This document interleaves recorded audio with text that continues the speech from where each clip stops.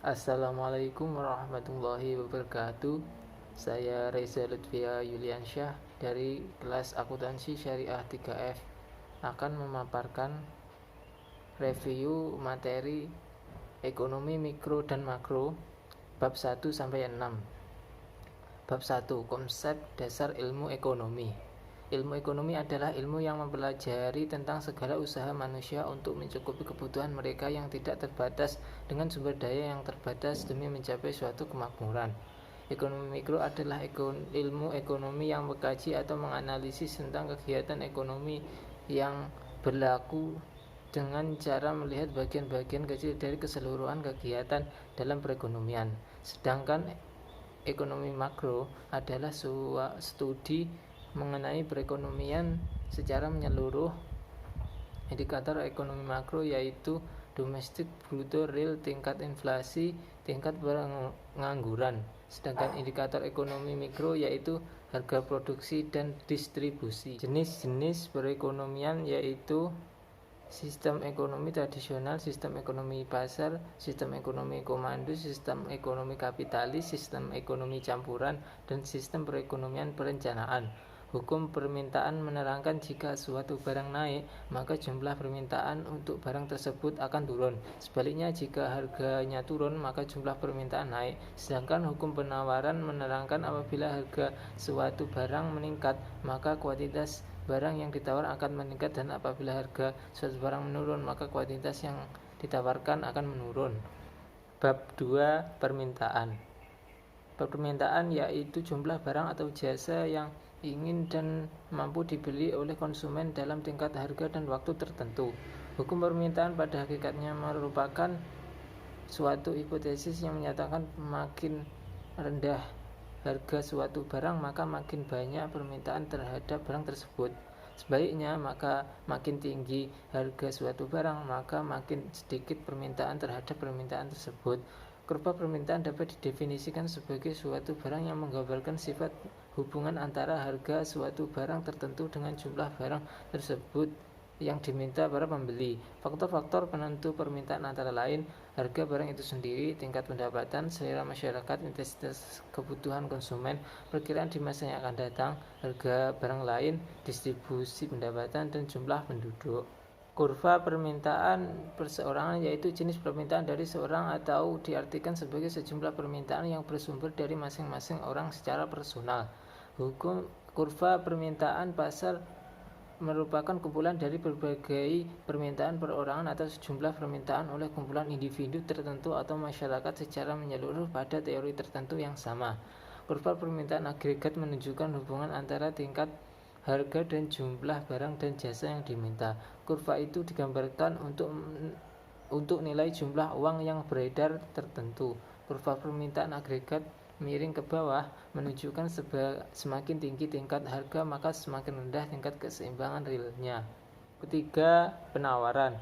Penawaran dalam ilmu ekonomi adalah banyaknya barang atau jasa yang tersedia dan dapat ditawarkan oleh produsen kepada konsumen pada setiap tingkat harga selama periode waktu tertentu.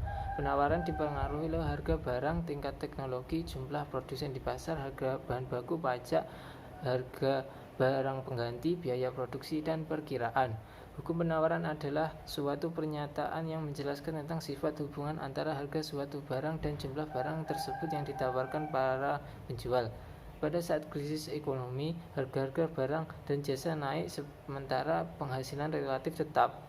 Akibatnya, perusahaan akan mengurangi jumlah produksi barang dan jasa karena takut tidak laku. Perubahan penawaran dalam kurva penawaran bergeser atau berubah ke arah luar jika ada penurunan biaya produksi.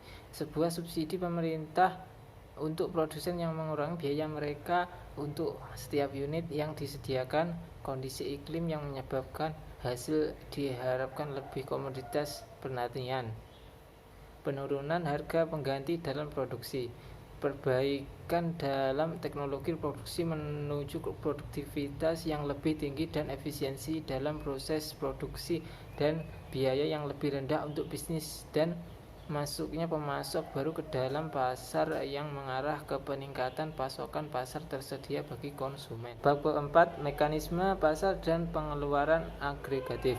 Keseimbangan ekonomi adalah keadaan di dunia di mana kekuatan ekonomi yang seimbang dan tidak adanya pengaruh eksternal.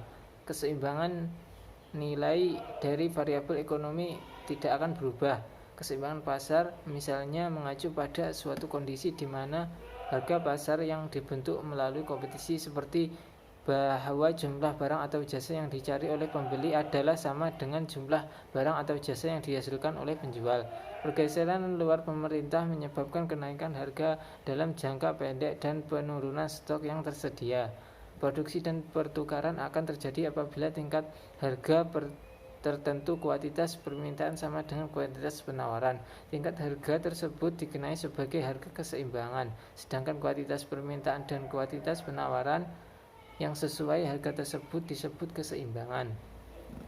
Pengeluaran agregat adalah pengeluaran suatu biaya untuk memenuhi kebutuhan barang dan jasa yang dihasilkan suatu kegiatan ekonomi dalam kurun waktu tertentu, atau bisa diukur dalam suatu tahun tertentu. Semakin besar pengeluaran agregat dilakukan dalam suatu kegiatan ekonomi, semakin tinggi tingkat kegiatan ekonomi dan kesempatan kerja yang akan dicapai. Konsumsi merupakan keseluruhan penggunaan barang dan jasa yang dilakukan manusia untuk memenuhi kebutuhan hidup. Investasi dapat diartikan sebagai pengeluaran penanam modal atau perusahaan untuk membeli barang modal dan perlengkapan produksi untuk menambah kemampuan memproduksi barang dan jasa-jasa dalam perekonomian. Bab kelima, teori perilaku konsumen dan produsen. Utilitas adalah tingkat kepuasan yang diperoleh seorang individu dari mengonsumsi suatu barang dan jasa atau melakukan suatu aktivitas. Fungsi utilitas merupakan ekspresi matematis yang memberikan nilai pada semua kemungkinan pilihan. Dalam teori portofolio, fungsi utilitas mengungkapkan preferensi entitas ekonomi dan pengembalian yang diharapkan. Dalam mikroekonomi, ini adalah fungsi konsumsi individu atas berbagai barang-barang dan jasa. Fungsi utilitas sangat penting untuk mengukur kepuasan konsumen dalam mengonsumsi barang dan jasa. Pendekatan yang dipakai dalam teori ordinal adalah event indifferent curve. Kurva indifferent adalah kurva yang menghubungkan titik-titik keseimbangan kombinasi untuk memperoleh dua macam yang mempunyai tingkat kepuasan yang sama. Contoh-contoh kerjasama kelompok produsen antara lain seperti adanya kelompok negara penghasil karet, penghasil kopi, negara penghasil teh, penghasil minyak, dan lain-lain. Fungsi produksi yaitu fungsi atau persamaan yang menunjukkan hubungan antara tingkat output dan tingkat penggunaan input. Teori produksi yang sangat sederhana menggambarkan tentang hubungan di antara tingkat produksi suatu barang dengan jumlah tenaga kerja yang digunakan untuk menghasilkan berbagai tingkat produksi barang tersebut. Pada faktor produksi, selain tenaga kerja jumlahnya dianggap tetap, sehingga faktor produksi yang dapat meningkatkan produksi. 6. Teori biaya produksi. Biaya produksi merupakan semua beban yang harus dikeluarkan oleh produsen untuk dapat menghasilkan suatu barang produksi. Dalam teori ini dikenal sebagai macam biaya dan dibedakan waktunya, yakni jangka panjang dan jangka pendek. Pada biaya berubah total, keseluruhan biaya yang dikeluarkan perusahaan dalam faktor produksi bersifat variabel atau dapat berubah-ubah sesuai dengan hasil produksi yang akan dihasilkan. Biaya menurut jangka tetap ialah biaya yang besarnya tidak bergantung pada hasil produksi. Artinya biaya tetap dikeluarkan dengan jumlah sama meskipun hasil produksi mengalami penurunan. Biaya variabel ialah biaya yang besarnya berubah mengikuti tingkat produksi yang berubah, artinya biaya ini semakin meningkat. Biaya rata-rata didefinisikan sebagai biaya total dibagi dengan kuantitas output. Biaya tetap adalah biaya yang tidak berubah dengan kuantitas output yang dihasilkan, sedangkan biaya variabel adalah biaya yang berubah mengikuti kuantitas output yang dihasilkan. Biaya marginal didefinisikan sebagai biaya untuk memproduksi satu unit output tambahan. Tujuan penentuan biaya produksi adalah untuk memaksimalkan laba perusahaan. Perusahaan dapat menghitung beberapa pendapat yang akan didapat, kemudian membandingkannya dengan biaya yang dikeluarkan. Pada teori biaya produksi periode jangka panjang, semua biaya bersifat variabel, sedangkan pada periode jangka pendek bersifat tetap.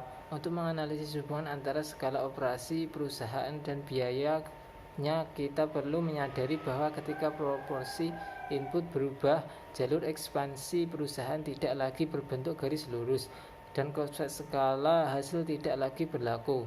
Skop ekonomis terjadi ketika output gabungan dari satu perusahaan lebih besar ketimbang output yang dapat dihasilkan oleh dua perusahaan berbeda yang masing-masing memproduksi satu produk.